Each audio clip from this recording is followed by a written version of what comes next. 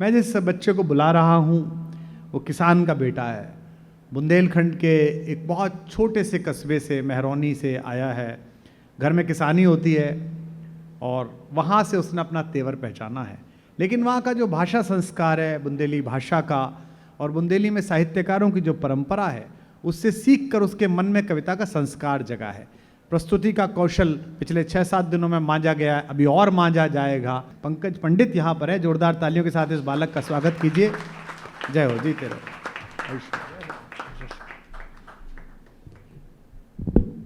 माँ शारदे परम ब्रह्म ओम माता भारती के चरणों में प्रणाम करता हूँ।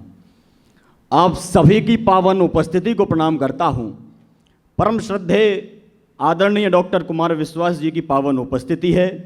इन कवियों की ओर से एक बात मैं कहना चाहता हूँ।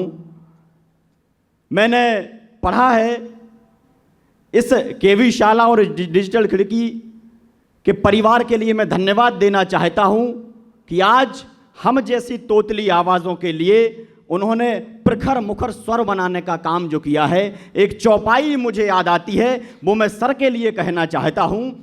हम सब धन्य सहित परिवारा, देखी दरस भरी नयन तुम्हारा। मैं बहुत प्रणाम निवेदित करते हुए काव्य यात्रा प्रारंभ करना चाहता हूँ।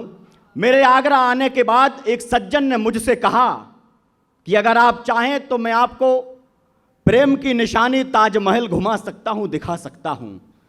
मेरा तेवर क्या है, मेरा कलेवर क्या है। मैंने उस सज्जन से कहा, उनसे कहा कि अगर आप चाहते हैं मुझे आगरा घुमाना तो आप प्रेम की निशानी ताजमहल को भूल जाइए, मुझे आगरा की उस छावनी के दर्शन करा दीजिए। वहां मैं जाकर उन सैनिकों के दर्शन करना चाहता हूं जो भारत की सुरक्षा के लिए तैयार किए जा रहे हैं। हमने ईश्वर को तो नहीं देखा, लेकिन ईश्वर के रूप में उन सैनिकों को, उन वर्दी पहनने वाले लोगों को जरूर देखा है जो देश की सीमा पर हमारी और आपकी रक्षा कर रहे हैं। मैं पंक्तियां पढ़ना चाहता हूं, उनको प्रणाम करने का यह अवसर है। आप सबकी सहभागिता मिले निवेदन करता हूं। स्वागत है, स्वागत है। भारती माता के आंसू पोंछने को, वाह।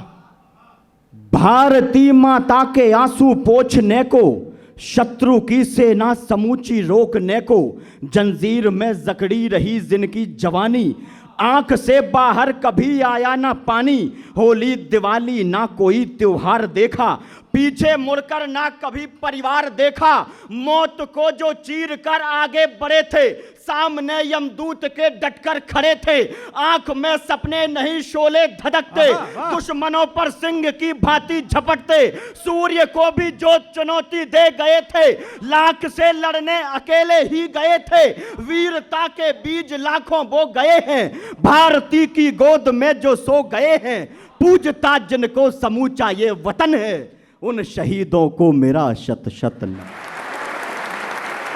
बहुत अच्छे पंकज, बहुत अच्छे बेटा, जीते रहो। उन शहीदों को मेरा शत शत नमन है। और क्या परंपरा है, हम युवा पीढ़ी की क्या जिम्मेदारी है हम लोगों की। यह युवा पीढ़ी वही युवा पीढ़ी है जिसे अतीत की उपलब्धियां भी अपनी पीठ पर लाद कर लानी है, तो जिसे हिंदुस्तान के भविष्य का निर्माण भी करना है। मैं 23 वर्ष की भरी नौजवानी में, अल्पायु में, देश की स्वतंत्रता के लिए फांसी का फंदा चूमने वाले शहीद आजम सरदार भगत सिंह को याद करते हुए आप सबसे कहना चाहता हूं, माटी हाथों में लेकर के देखो, माटी हाथों में लेकर के देखो, कण कण पर इसके बलिदान लिखा है। माटी हाथों में लेकर के देखो, कण कण में इसके बलिदान लिखा है।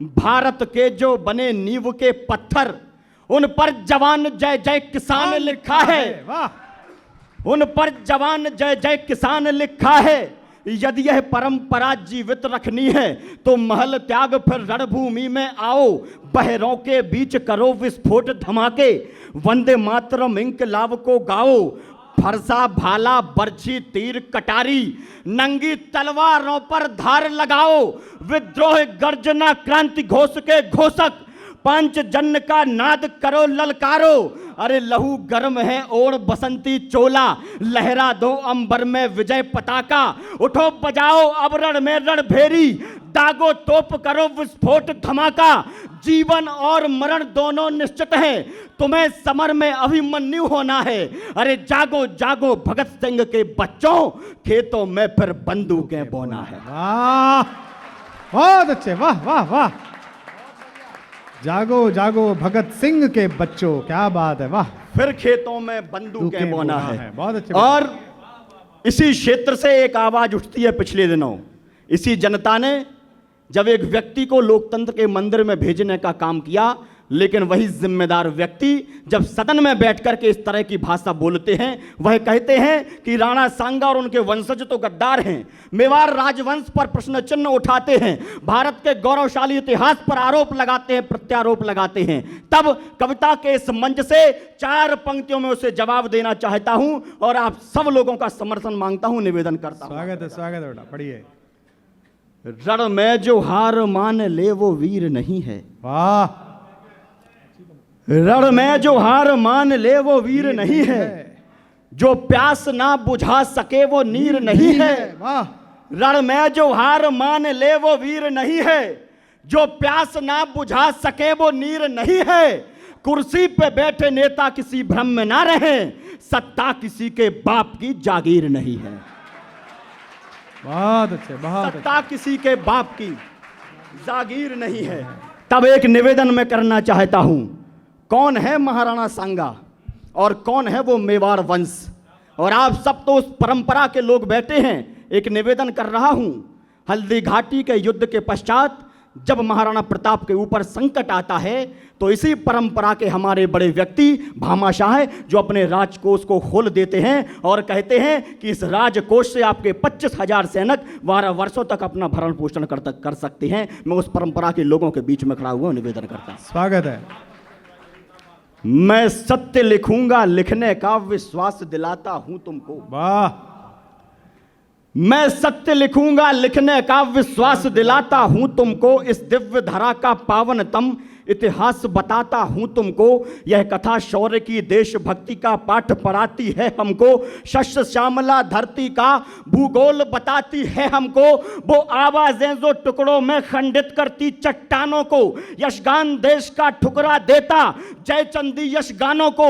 वो योद्धा जिससे मुगल सल्तनत डरती थी, भय खाती थी, भारत मां जिसके माथे पर साहस का तिलक लगाती थी। वो योद्धा अपने हाथों में प्राणों को लेकर चलता था, संकल्पवान संकल्पों को पग पग पर नहीं बदलता था। यह देश सदा सम्मान किया करता है वीर सपूतों का, मुगलों ने लोहा माना था राजस्थानी रजपूतों का। राजस्थानी रजपूतों को यह भूमि पुकारा करती थी और राजपुतानी मूछ मुगलियों को ललकारा करती थी।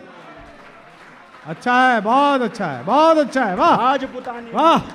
राजपुतानी मूछ मुगलियों को ललकारा करती थी। और अब आपको गर्व करने की अनुभूति हो इस मिट्टी पर, अपने देश पर, तो 4 पंक्तियां और पढ़ना चाहता हूं और आपका आशीर्वाद मांगता हूं। ऐसे राणा ने शहंशाह के सम्मुख हाथ नहीं फैलाए। वाह। ऐसे राणा ने शहंशाह के सम्मुख हाथ नहीं फैलाए, केसरिया पगड़ी पर अपनी चांद सितारे नहीं लगाए, और देश समूचा दिल्ली के आदेशों को स्वीकार रहा था। एक अकेला राणा था जो अकबर को ललकार रहा। वाह, बहुत अच्छे, बहुत अच्छे, क्या बात है पंकज जी तेरे बेटा। एक अकेला राणा था जो अकबर को ललकार रहा था। एक अकेला राणा था जो अकबर को ललकार रहा था। आइए एक कविता विशेष, मैं जिस पृष्ठभूमि से आता हूं वहां से आप सबको जोड़ने का प्रयास करता हूं। मैंने पारस पत्थर नहीं देखा, वह अस्तित्व में है या नहीं, लेकिन जब मैं किसानों का श्रम देखता हूं, अपने पिता अपने परिवार का श्रम देखता हूं, तो मुझे लगता है उनका परिश्रम ही पारस पत्थर है। बहुत अच्छे, वाह। क्योंकि जब एक किसान आग उगलती हवाओं में अपने पसीने की बूंद बंजर खेत में टपकाता है तो वह खेत भी सोना उगलना शुरू कर देते हैं। आप बड़े महनीय लोगों की पावन उपस्थिति में 4 पंक्तियां यथार्थ की पढ़ रहा हूं, निवेदन करता हूं। स्वागत है भाई। पन घटों से आज पानी कौन भरना चाहता है। वाह, पन घटों ये से। भौतिकवाद का युग, ये चकाचौंध का युग। पन घटों से आज पानी कौन भरना चाहता है, सबका मन मोहक करे। पन घटों से आज पानी कौन भरना चाहता है, मर घटों पे पहले जाकर कौन मरना चाहता है। और भोजनों में भोग 56 चाहते हैं सब, मगर गांव में खेती किसानी कौन करना चाहता है।